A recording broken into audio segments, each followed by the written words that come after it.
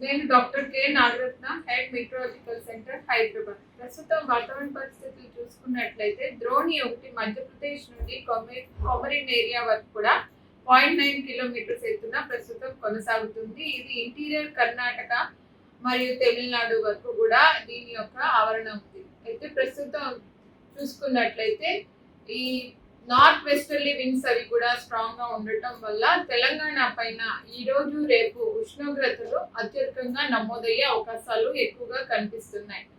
మరికొన్ని ప్రాంతాల్లో దక్షిణ తెలంగాణ ప్రాంతంలో ఉరుములు మెరుపులు, అక్కడక్కడ చిరుజల్లులు కూడా ఉండే అవకాశాలు కనిపిస్తున్నాయి.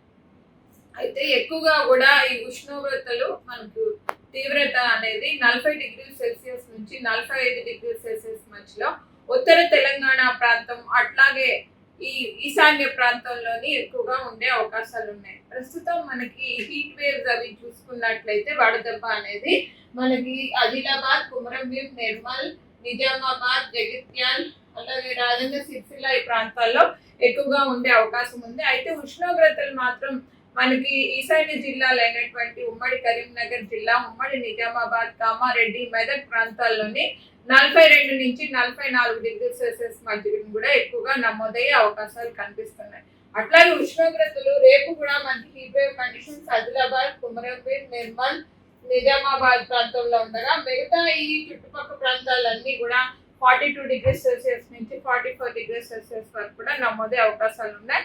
హైదరాబాద్ ఈ సెంట్రల్ ప్రాంతం అంతటా కూడా ఉష్ణోగ్రతలు 39°C నుంచి మనకు 42°C మధ్యన నమోదయ్యే అవకాశాలు ఎక్కువగా కనిపిస్తున్నాయి.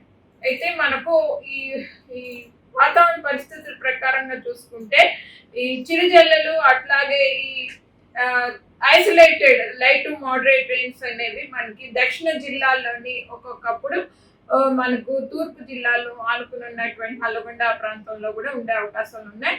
ఈ రోజు చూసుకుంటే ఎక్కువగా కూడా మహబూబ్ నగర్ ప్రాంతము, రంగారెడ్డి వరకు, అలాగే నాగర్ కర్నూలు ప్రాంతంలో 1-2 చోట్ల మనకు ఉరుములు మెరుపులతో కూడినటువంటి వర్షం, ఒక్కొక్కప్పుడు తేలికపాటి నుంచి మోస్తారు వర్షం కూడా నమోదే అవకాశాలు ఉన్నాయి.